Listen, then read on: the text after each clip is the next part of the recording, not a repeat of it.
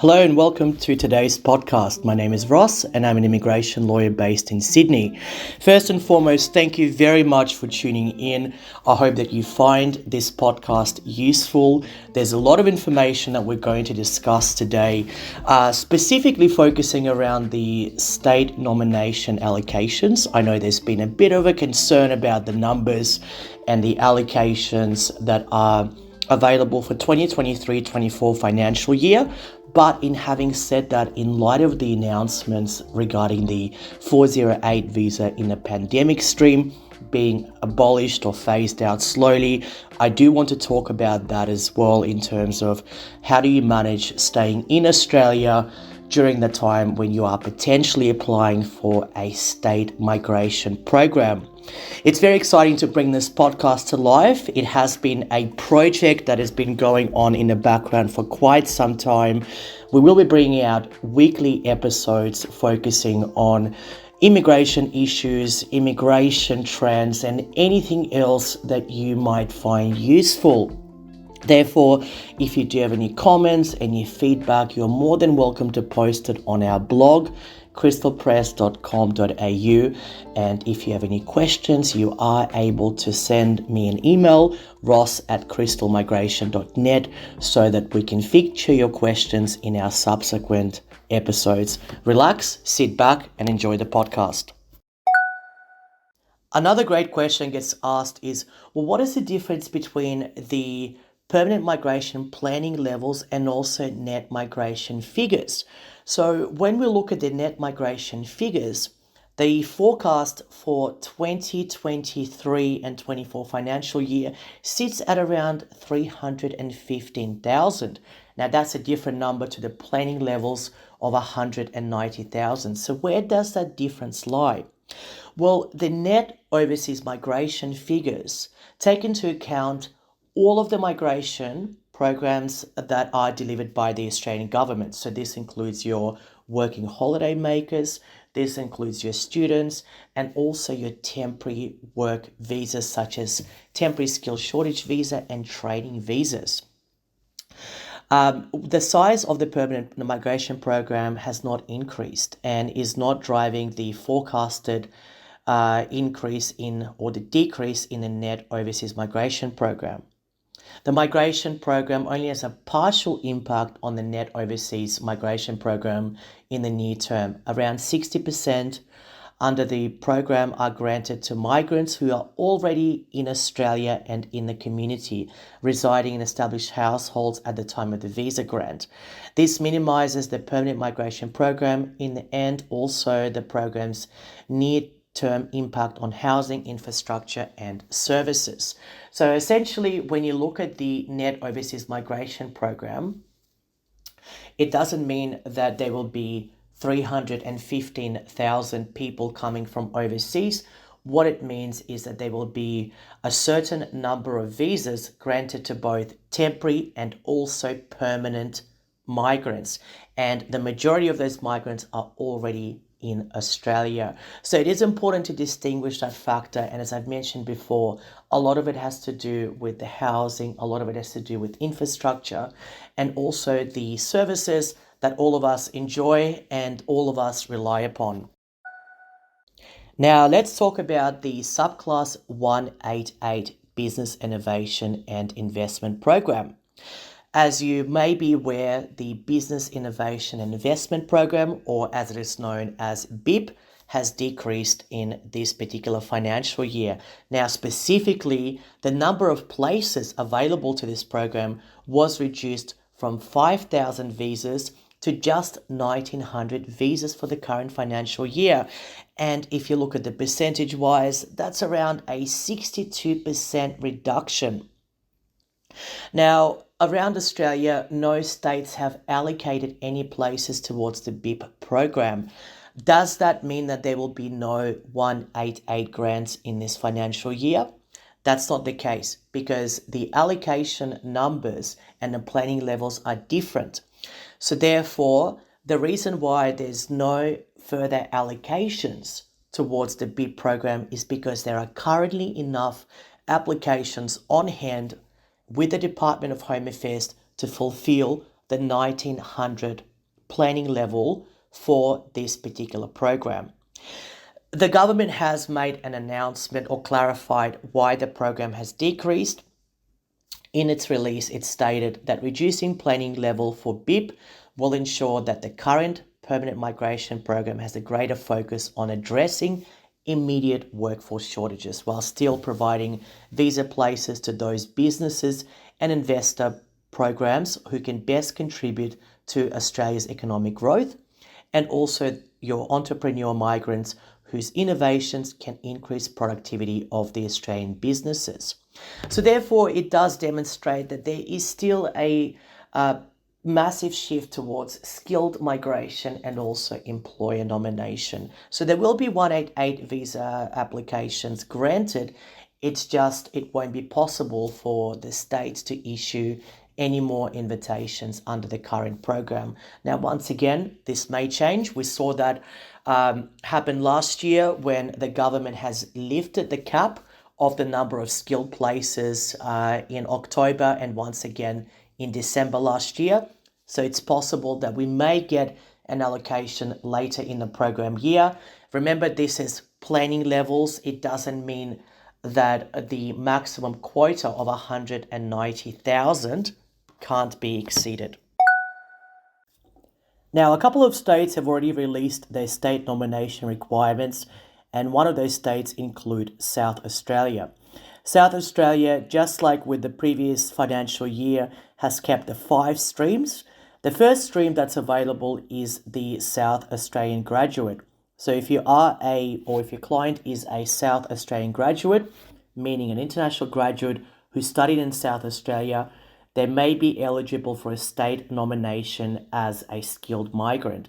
Now, it's important to note that the actual requirements for South Australia or the skilled occupation list for South Australia is yet to be released. So therefore, it's not possible at this stage to predict what occupations will be on the list. Now, the second stream is working in South Australia. So if you are a skilled migrant or if your client is a skilled migrant that works in South Australia, they may be eligible for state nomination. Candidates may include temporary visa holders, international graduates, and also self-employed applicants and also subcontractors. Now, our next stream is outer regional Australia. If you are a skilled migrant making an important contribution, supporting South Australian communities and businesses, your client or yourself may be eligible to benefit from certain work experiences under this stream. So generally, outer regional South Australia would not include Adelaide, and the skilled occupation list for that stream is going to be released within the coming weeks once the allocations are distributed to the occupations. Now, our next stream is stream 4, which is long-term residents. If you are a long-term resident or your client is a long-term resident who does not qualify under any other nomination stream and they are not currently working in the nominated occupation, your client is able to be eligible to receive a state nomination through this stream. Now, the good thing about the long resident stream is that those applicants who hold a safe haven enterprise visa may also apply for this stream. And last but not least, you've got the highly talented and skilled stream. Now, this is not to be confused with global talent visas. We will discuss global talent visas in our future podcast episodes.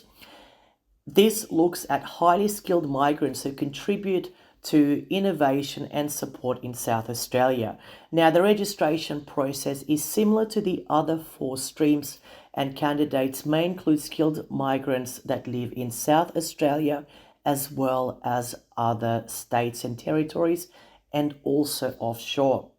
So these are the 5 main streams. If you don't fall into any of those streams and you are located outside of South Australia and outside Australia in general, you would qualify under the offshore stream.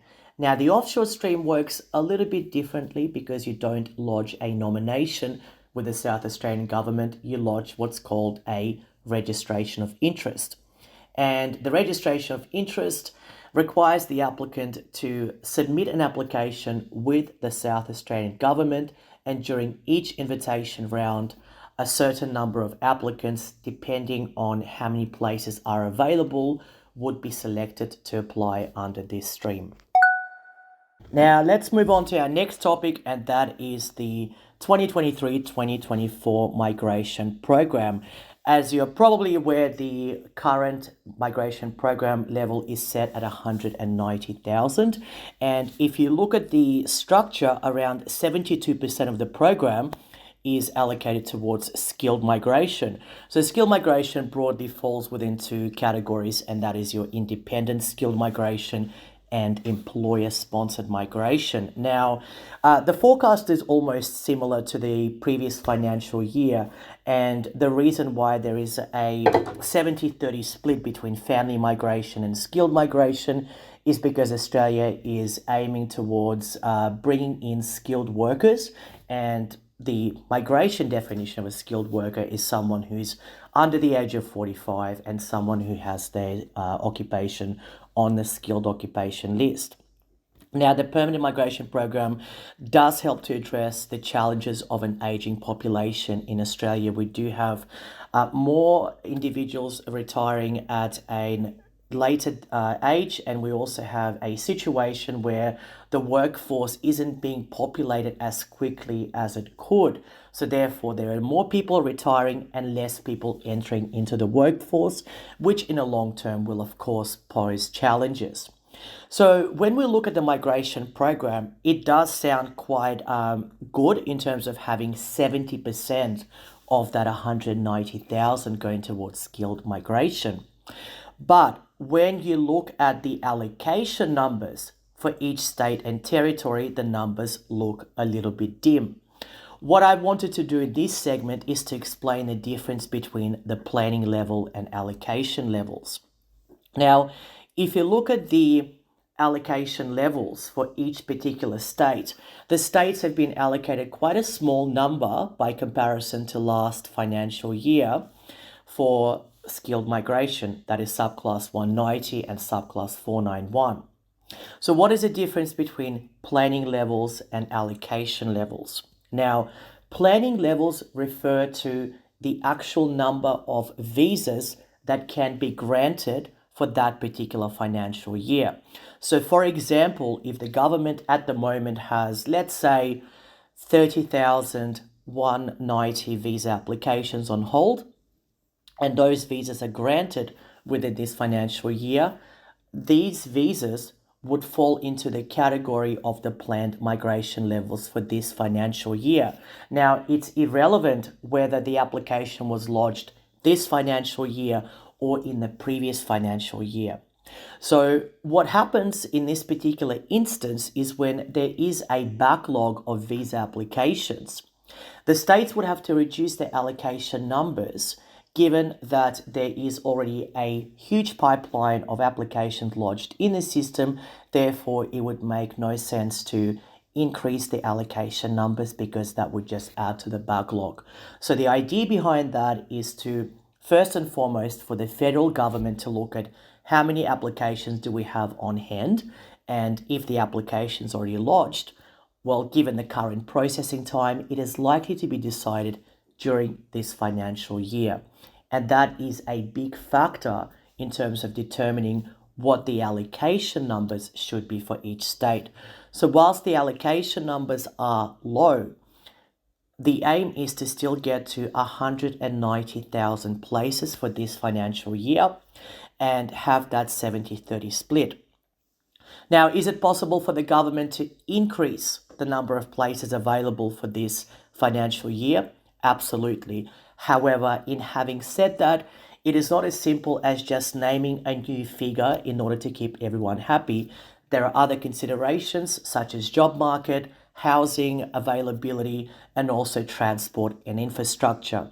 So when you take all of these things into consideration, it is important that the program planning levels are in line with the infrastructure that's available and also housing affordability. And now we move on to Western Australia.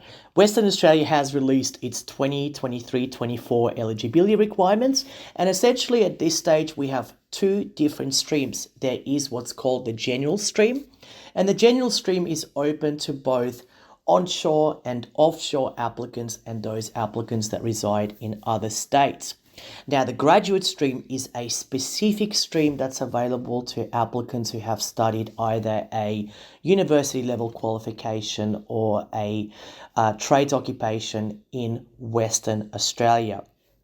Now, in terms of the overview of the nomination requirements, there's a couple of things to keep in mind. First and foremost, English language requirements. Now, at the moment, English language requirements has been set at IELTS 6 in listening, reading, writing, and speaking. I normally use IELTS as a comparison, but you can do other tests such as OET, TOEFL, and PTE as well.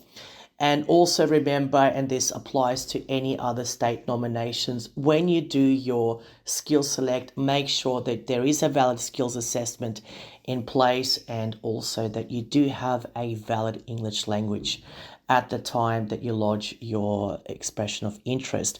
When I say valid, it means that the skills assessment and also the English language test must have been undertaken within the last 3 years. Now, in terms of the occupations, these are available on migration.wa.gov.au. I don't want to go and list specific occupations because the occupation list does change. However, if you want to see whether your occupation is available on the list, go to migration.wa.gov.au. Now, the work experience is not applicable to anyone that's invited under Schedule 2 of the General Skilled Occupation List.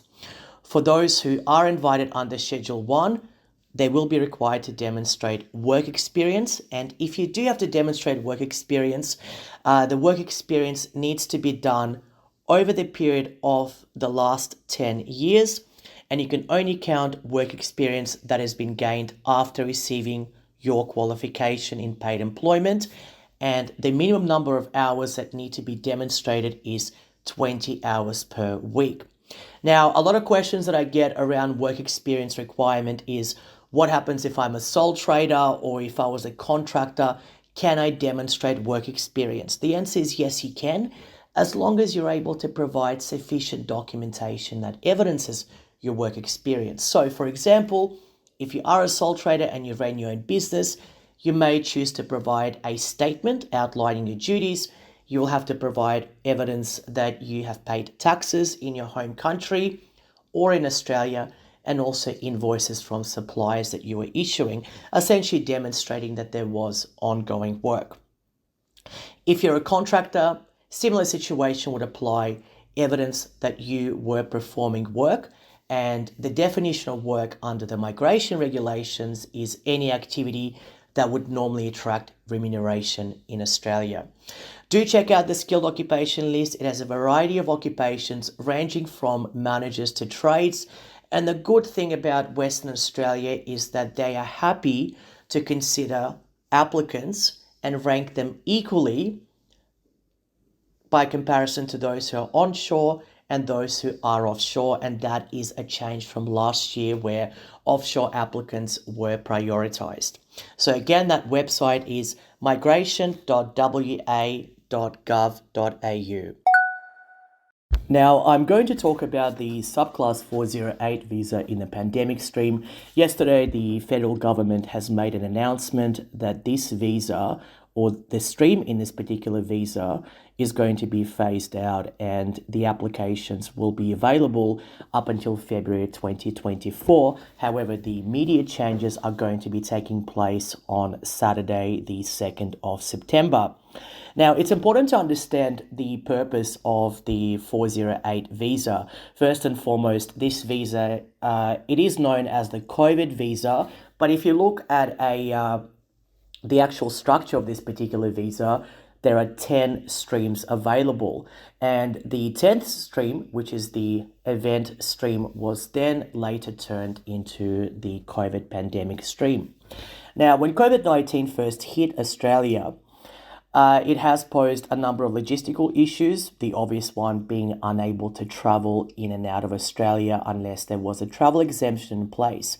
But in having said that, we still needed to have emergency workers being on site, those that are working in health, those that are working in education, your STEM sector, and your trades workers. There was another issue as well, and the big issue was that many individuals were unable to depart Australia, and certain jurisdictions have locked out their citizens, and it was just impossible for these individuals to leave Australia. So, in order to, rather than introducing a brand new visa, what the government has done at that time was tweak the 408 visa, which is known as a temporary activities visa, that's the correct name for it, and introduce a sub-stream called the pandemic stream.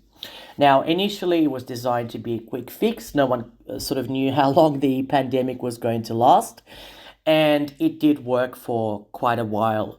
However, as we progressed through the pandemic and as the world sort of accepted that this was going to be, well, an ongoing thing lasting for more than just a couple of months, the government has amended the requirements for the 408 visa, which were introduced in February last year, making it easier for individuals to apply for this visa and be granted a year as long as they were able to either work or were working in Australia already. And the visa was granted for a year. Now, it was a good substitute for a sponsored visa under the TSS stream. It was a good substitute for training visa. It was also a good substitute for those who were waiting on a state migration program, Subclass 190 and 491 as well. And it served Australia well. We do a lot of employer-sponsored visas, and the 408 visa worked hand in hand with the employer-sponsored program. Now, last year in October 2022, the federal government did announce that they would phase out the 408 visa, stressing out that it was introduced as a temporary measure and there were plans to roll this visa back. So whilst the announcement may come as a shock to some, it always has been intentional to roll that visa back. It was never meant to be a permanent solution to skills shortage. And in fact, the fact that the TSS visa or subclass 482 visa now offers a pathway towards permanent residency to more applicants, it would make sense to roll back any temporary measures that were introduced during the COVID-19 pandemic. Now, whilst that announcement was made back in 2022 in October, there was no clear deadline as to when the 408 visa was going to be rolled back. There was discussion, unofficial discussion, that the visa might cease on 1 July 2023, but 1 July 2023 came and gone, and the visa continued to remain in place. So it was anticipated that within the coming months, we will get some sort of announcement in regards to the 408 visa being rolled back, and that announcement came through. Now, just for those that haven't read the announcement or are not across how the announcement came about, essentially it was an announcement that was made on Thursday, the 31st of August, along the lines of that from February 2024, this particular visa will no longer be available. And the reason for that is because the conditions that were necessary for that visa are likely to not be there, referring specifically to the pandemic. Now, it's going to be a staged approach. So from Saturday, the 2nd of September, this visa will only be open to current holders of the 408 visa. So what this means is that if you currently hold a 408 visa, you can still lodge another 408 visa in the pandemic stream. However, that visa will only be granted for 6 months. And in addition to that, it will incur a charge of 405 Australian dollars. And the reason for the introduction of the fee, as per the press release, is to ensure that only those who genuinely intend to stay in Australia and contribute to the workforce apply for this particular visa. Now, it's important to once again emphasize that the visa has served its purpose, and from February 2024, no new applications will be accepted. So therefore, if you do hold a 408 visa at the moment, you can still apply for another 408 visa, provided that you meet all other eligibility criteria, including your current visa expiring within the next 90 days. Now, if you're thinking about applying for your first 408 visa, you only have until midnight, the 1st of September 2023. So if you're listening to this podcast following the date of 1st of September 2023, and you haven't applied for the 408 visa, unfortunately, you will no longer be able to lodge this visa application. That's all that we have time for on today's podcast. I hope that you enjoyed it and got what you needed out of it. I will be back next week discussing the current immigration trends. And of course, if you want to hear something specific to be discussed on our episodes, you're more than welcome to send me an email, ross@crystalmigration.net. I want to make this podcast useful, relevant, and more importantly, educational in an interesting way. So rather than just reciting the figures and reciting immigration law, it's a good idea to always get into a healthy discussion and offering practical tips and solutions. So just to summarize, the key issues that have happened this week is the staged approach to ending the pandemic stream in the 408 visa program. So therefore, if you don't hold a 408 visa, you only have until midnight Friday, the 1st of September to lodge the application. If you currently hold a 408 visa, you can still apply for this particular visa up until February 2024. Now, in terms of what are we likely to see in the coming week, I would imagine that more states will announce their state nomination programs. It is a wait and see territory. There will be different nomination criteria for different states. So it's all about ensuring that you understand the requirements and ask the right questions. Now, whilst you're waiting for the announcement to be made, what can be done in the meantime, or what can you do in the meantime to prepare to lodge your application? If you are a migration agent or a practitioner, what can you do for your clients whilst you're waiting? First and foremost, ensure that there is a valid skills assessment.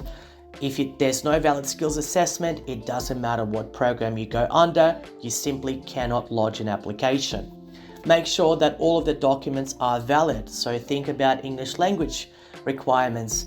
Think about the employment references that you might need to get, and be familiar with the state and territory programs that have already announced their nomination criteria. So today we've discussed Western Australia and South Australia. Next week I will put more states and territories on the list.